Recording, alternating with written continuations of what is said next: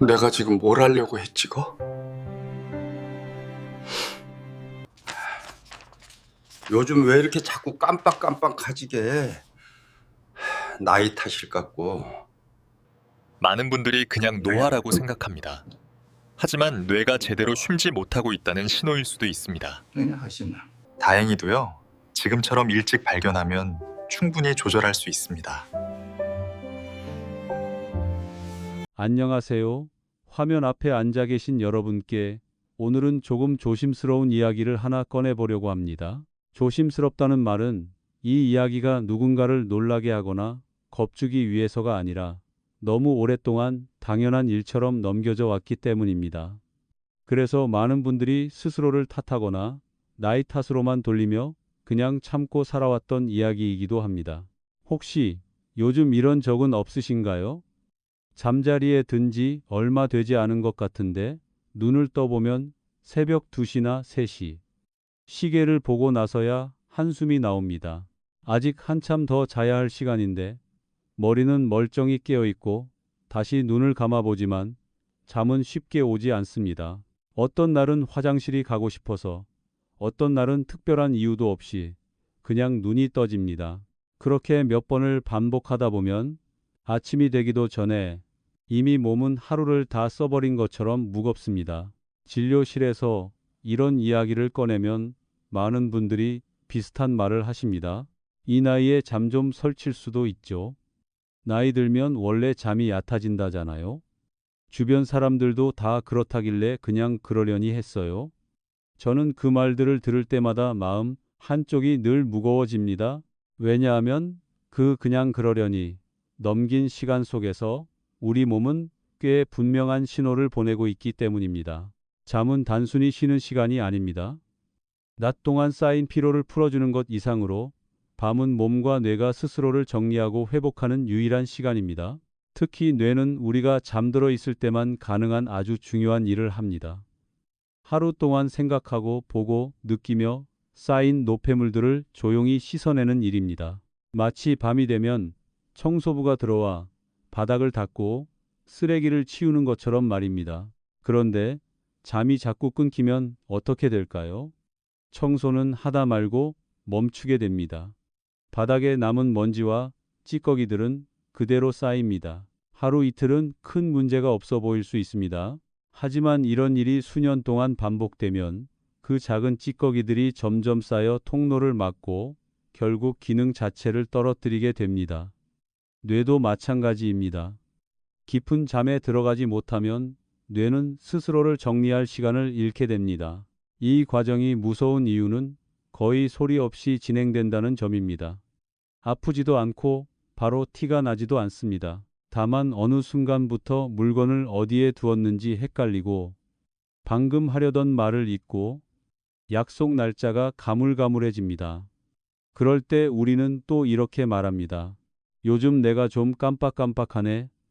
하지만 그 깜빡임은 어느 날 갑자기 생긴 것이 아니라 밤마다 조금씩 쌓여온 결과일지도 모릅니다. 제가 이 이야기를 꺼내는 이유는 밤에 자주 깨는 현상이 결코 가벼운 문제가 아니기 때문입니다.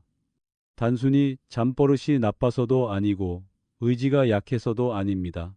몸 안의 균형이 어딘가에서 서서히 무너지고 있다는 신호일 가능성이 큽니다. 그리고 그 균형은 생각보다 아주 사소한 부분에서 시작됩니다. 예전에 진료실에서 만났던 한 분이 떠오릅니다. 이른을 넘긴 분이었고 겉보기에는 아주 정정해 보이셨습니다. 매일 아침 동네를 한 바퀴 산책하고 식사도 규칙적으로 하시던 분이었습니다. 특별히 큰 병을 앓은 적도 없었습니다. 그런데 그분이 제게 가장 먼저 꺼낸 말은 이것이었습니다. 선생님, 밤만 되면 꼭 같은 시간에 눈이 떠져요. 시계를 보면 늘 새벽 3시쯤. 화장실 때문인 날도 있고 그냥 멀뚱히 깨어 있는 날도 있었습니다. 가족들은 대수롭지 않게 여겼습니다. 나이 들면 그럴 수 있다고, 오히려 낮에 졸지 않으니 괜찮은 거 아니냐고 말했습니다. 하지만 그분의 얼굴을 가까이에서 보니 눈빛이 예전 같지 않았습니다. 집중하려 해도 어딘가 흐릿했고 말끝이 자주 흐려졌습니다. 검사 결과 아직 큰 병이라고 부를 단계는 아니었지만 뇌의 피로 신호는 분명히 나타나고 있었습니다. 그분이 가장 놀라워했던 말은 이것이었습니다. 이게 다 잠 때문일 수 있다는 이야기였습니다. 단지 잠을 잘 못 자는 것뿐이라고 생각했던 일이 기억력과 사고력, 감정 조절까지 서서히 영향을 주고 있다는 사실을 처음 알게 된 순간이었습니다. 그분은 한참을 말없이 앉아 계시다가 이렇게 말씀하셨습니다. 그냥 참고 살면 되는 줄 알았어요. 바로 그 지점이 문제입니다. 참고 사는 동안 몸은 계속해서 신호를 보냅니다. 밤에 자주 깨는 것, 새벽에 이유 없이 눈이 떠지는 것, 아침에 일어나도 개운하지 않은 것. 이 모든 것은 몸이 우리에게 보내는 언어입니다. 그리고 그 언어를 무시할수록 몸은 더 큰 소리로 말하게 됩니다. 다행인 점은 이 문제가 결코 되돌릴 수 없는 단계에서만 나타나는 것은 아니라는 사실입니다. 오히려 많은 경우 비교적 이른 시점에 나타나는 경고에 가깝습니다. 즉, 지금 이 이야기가 남의 일처럼 느껴진다면 오히려 더 귀 기울여야 할 때일지도 모릅니다. 큰 증상이 없을 때가 가장 고치기 쉬운 때이기 때문입니다. 오늘 저는 밤에 잠이 자주 깨는 이유를 단순히 하나의 원인으로 설명하지 않으려 합니다. 왜냐하면 이 문제는 한 가지로만 설명되지 않기 때문입니다. 몸의 수분 상태, 혈액의 흐름, 피부 감각, 신경계의 긴장, 그리고 우리가 무심코 해온 생활 습관들이 서로 얽혀 있습니다.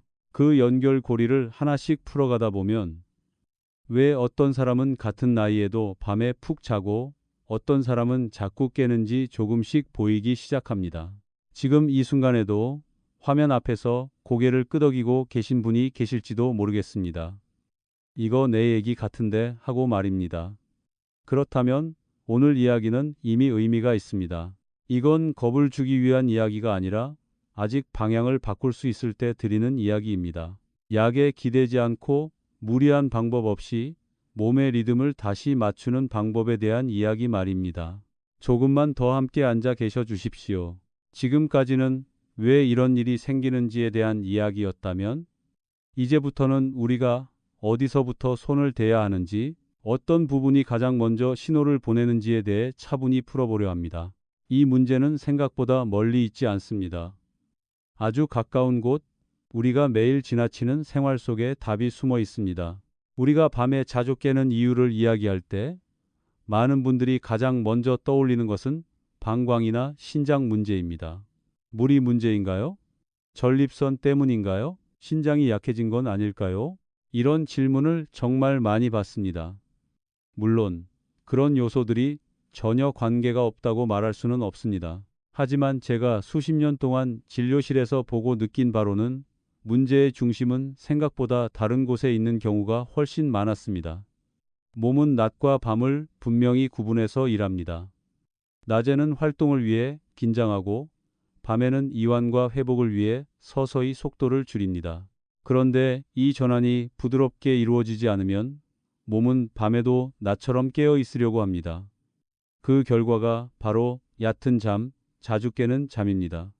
중요한 것은 이 전환을 방해하는 요인이 무엇이냐는 점입니다. 그중 하나가 바로 몸속 수분과 전해질의 균형입니다. 많은 어르신들이 밤에 화장실을 가기 싫어서 저녁부터 물을 거의 마시지 않습니다. 심지어 저녁 식사도 아주 싱겁게 드십니다. 다 몸을 생각해서 하는 선택입니다. 하지만 아이러니하게도 이런 습관이 오히려 밤에 더 자주 깨게 만드는 경우를 저는 정말 많이 보았습니다. 몸에 물이 부족해지면 혈액은 점점 끈적해집니다. 그러면 혈액을 일정한 상태로 유지하기 위해 신장은 더 열심히 일해야 합니다. 밤은 원래 신장도 쉬어야 할 시간인데 오히려 밤에 더 바빠지는 겁니다.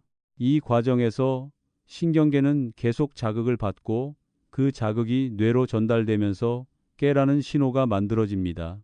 그래서 물을 적게 마셨는데도 오히려 밤에 더 자주 화장실에 가게 되는 역설적인 상황이 생깁니다. 여기에 또 하나 겹치는 요소가 있습니다. 바로 만성적인 미세염증입니다. 염증이라고 하면 대부분 붓고 아프고 열나는 모습을 떠올리지만 우리가 나이가 들면서 겪는 염증은 아주 조용합니다. 특별히 아프지도 않고 검사 수치도 경계선에 걸쳐 있을 뿐입니다. 하지만 이 조용한 염증이 혈관을 조금씩 자극합니다. 특히 방광과 신장을 담당하는 미세 혈관들이 영향을 받으면 신경계는 평소보다 훨씬 예민해집니다. 이 예민함은 밤에 더 두드러집니다. 낮에는 움직이고 활동하느라 느끼지 못했던 작은 신호들이 밤이 되면 갑자기 크게 느껴집니다. 방광이 조금만 차도 불편하게 느껴지고 다리가 간질거리거나 몸 어딘가가 신경 쓰이기 시작합니다. 그러면 뇌는 깊은 잠으로 들어가지 못하고 얕은 잠의 표면을 계속 맴돌게 됩니다. 또 하나 많은 분들이 놓치는 부분이 있습니다. 바로 피부입니다. 나이가 들수록 피부는 얇아지고 건조해집니다. 특히 겨울이나 에어컨을 켜는 계절에는 더 심해집니다. 피부가 건조해지면 표면의 감각신경은 아주 작은 자극에도 반응합니다. 이 자극은 잠든 동안에도 멈추지 않습니다. 이불이 스치거나 온도가 조금만 변해도 신경계는 바로 반응합니다. 이때 분비되는 것이 바로 스트레스 호르몬입니다. 양은 많지 않지만 이 호르몬은 수면 호르몬의 분비를 방해합니다. 그래서 잠이 깊어지려는 순간마다 몸은 다시 깨어있는 상태로 돌아옵니다. 본인은 이유를 모르지만 자꾸 깨는 상황이 반복되는 이유가 여기에 있습니다. 제가 진료실에서 만났던 또 다른 분은 10년 가까이 불면으로 고생하신 분이었습니다.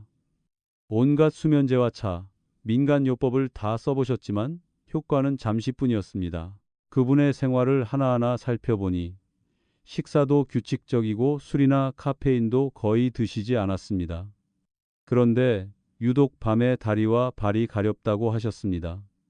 본인은 대수롭지 않게 넘겼지만 피부를 직접 보니 심하게 건조해져 있었습니다. 그분에게 제가 가장 먼저 권한 것은 약이 아니었습니다.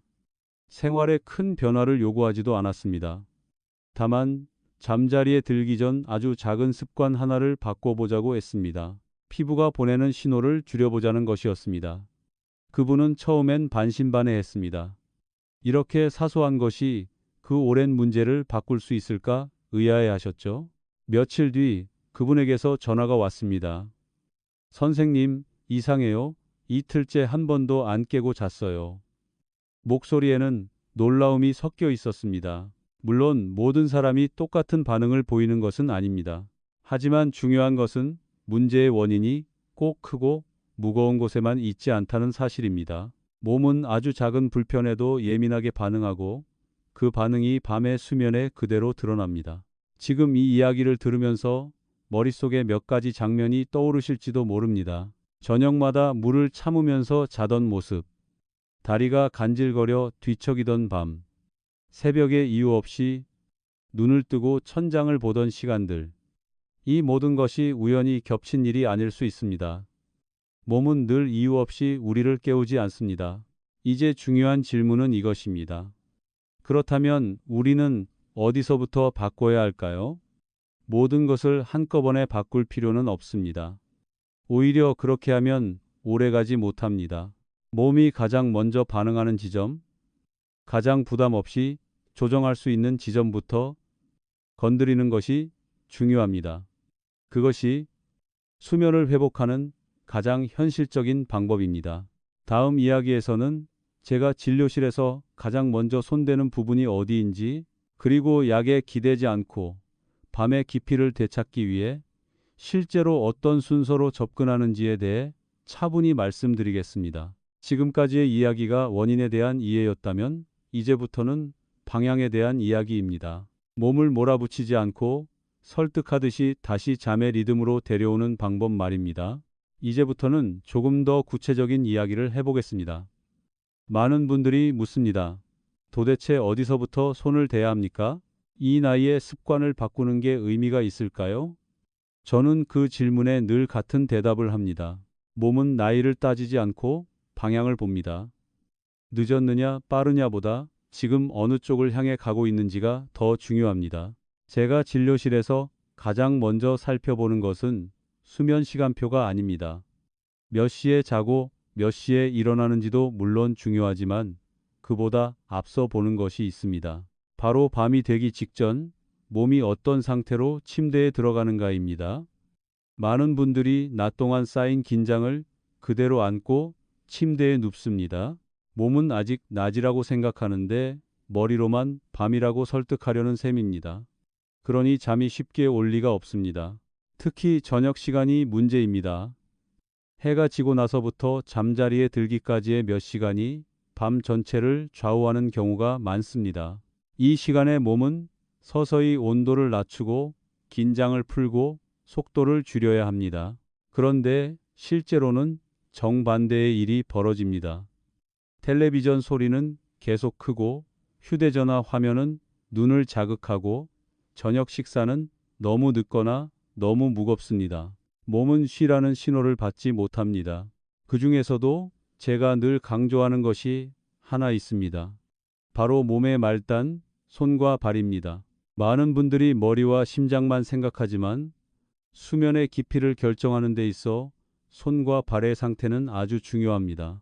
몸은 열을 밖으로 내보내면서 잠에 들어갑니다. 그 역할을 주로 하는 곳이 손과 발입니다. 그런데 손발이 차거나 피부가 건조하거나 혈액순환이 원활하지 않으면 이 과정이 막힙니다. 밤에 발이 시리거나 간질거리는 경험, 다들 한 번쯤은 있으셨을 겁니다. 그럴 때 우리는 보통 이불을 더 덮거나 참고 넘깁니다. 하지만 몸은 이미 신호를 보내고 있습니다. 지금 이 상태로는 깊은 잠으로 들어가기 어렵다는 신호입니다. 이 신호를 무시하면 잠은 얕아지고 자주 끊깁니다. 제가 앞서 이야기했던 그 어르신의 경우도 마찬가지였습니다. 10년 넘게 불면으로 고생했지만 문제의 출발점은 아주 단순한 곳에 있었습니다. 발과 다리의 극심한 건조함. 피부가 건조해지면 감각신경은 계속해서 뇌에 신호를 보냅니다. 그 신호는 미세하지만 밤처럼 조용한 시간에는 크게 느껴집니다. 뇌는 그 신호를 위험으로 오해하고 각성 상태를 유지하려 합니다. 그래서 제가 권했던 첫 번째 변화는 잠자리에 들기 전 몸을 진정시키는 작은 의식이었습니다. 거창한 것이 아닙니다. 따뜻한 물로 발을 씻고 물기를 잘 닦은 뒤 피부가 숨을 쉴 수 있도록 보호해 주는 것입니다. 이것은 피부만의 문제가 아닙니다. 발에서부터 이제 쉬어도 된다는 메시지를 몸 전체에 보내는 과정입니다. 이런 과정을 거치면 많은 분들이 공통적으로 말합니다. 몸이 먼저 잠드는 느낌이 든다고. 머리는 아직 이런저런 생각을 하고 있는데 몸이 먼저 힘을 빼는 것입니다. 이 상태가 바로 깊은 잠으로 들어가기 직전의 상태입니다. 반대로 몸이 긴장된 상태에서는 머리가 아무리 잠을 자려고 해도 소용이 없습니다. 여기서 중요한 점 하나를 짚고 넘어가야 합니다. 이런 변화는 하루 이틀 만에 완벽해지지 않습니다. 하지만 몸은 생각보다 정직합니다. 방향이 맞으면 작은 변화에도 반응합니다. 어떤 분은 사흘 만에, 어떤 분은 일주일 만에, 어떤 분은 보름쯤 지나서 변화를 느낍니다.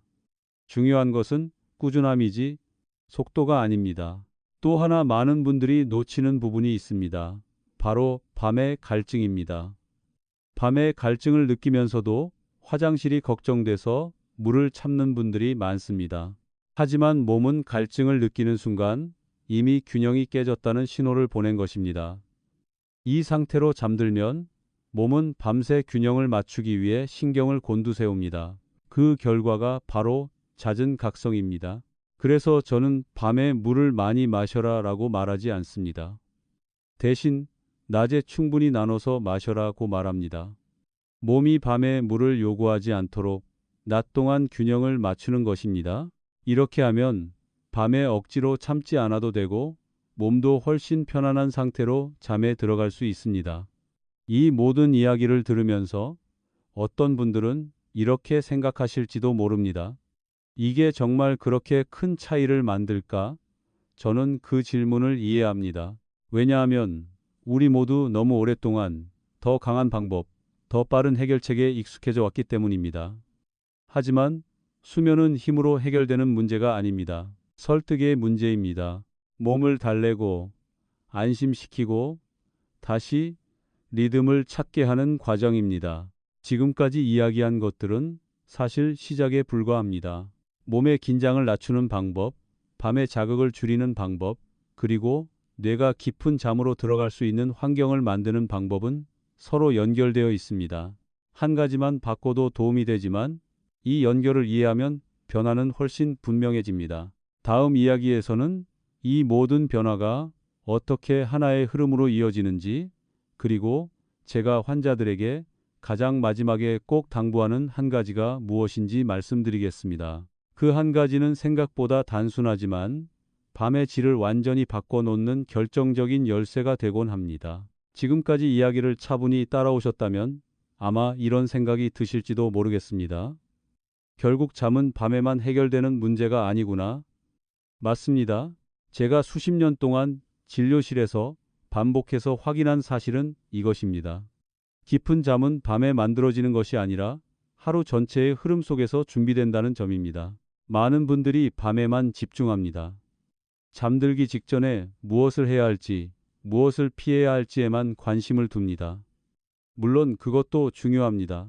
하지만 그보다 더 중요한 것은 낮 동안 몸이 얼마나 무리 없이 균형 있게 사용되었느냐입니다. 낮에 몸을 혹사시키고 저녁에 갑자기 쉬라고 명령하는 것은 몸을 혼란스럽게 만듭니다.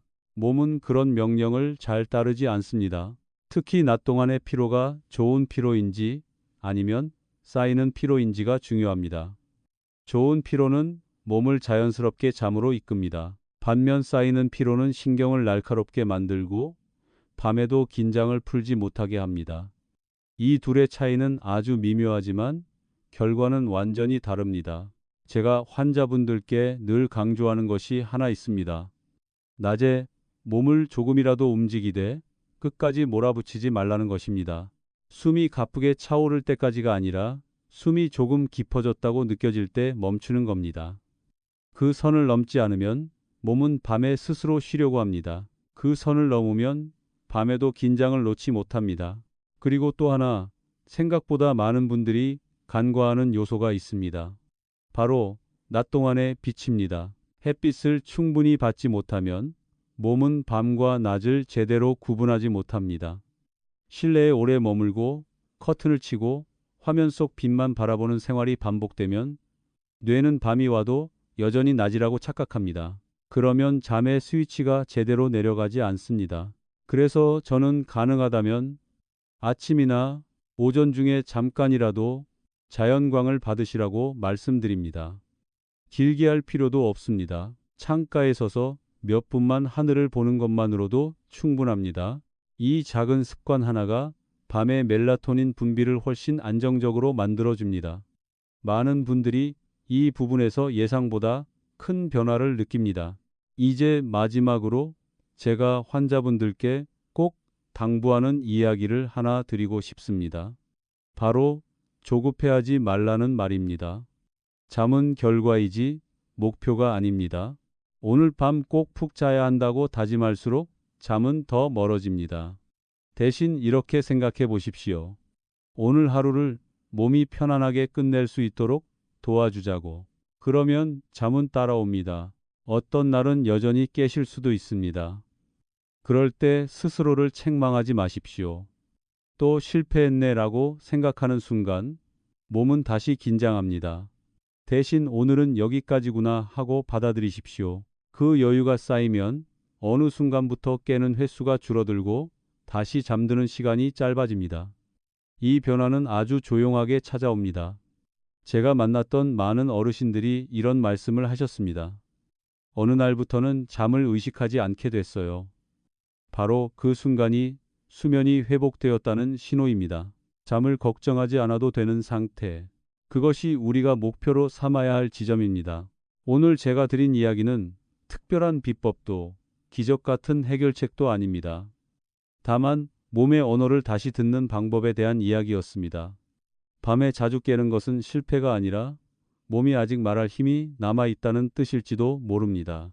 그 말을 무시하지 않고 천천히 방향을 바꾼다면 몸은 반드시 응답합니다. 화면 앞에 계신 여러분께 마지막으로 한 가지만 부탁드리고 싶습니다. 오늘 밤 잠을 잘 자야겠다는 생각 대신 몸을 조금 덜 힘들게 해주겠다는 마음으로 하루를 마무리해 보십시오. 그 마음이 쌓이면 밤은 다시 조용해집니다. 이런 이야기가 도움이 되셨다면 그냥 지나치지 마시고 마음에 남은 부분을 한번 떠올려 보시기 바랍니다. 그리고 비슷한 고민을 가진 분이 있다면 이 이야기를 조용히 건네 주셔도 좋겠습니다. 몸을 아끼는 방식은 이렇게 서로 나눌 때 더 오래 이어집니다. 오늘도 끝까지 함께 해주셔서 감사합니다. 다음에 또 필요한 이야기가 있을 때 다시 찾아뵙겠습니다.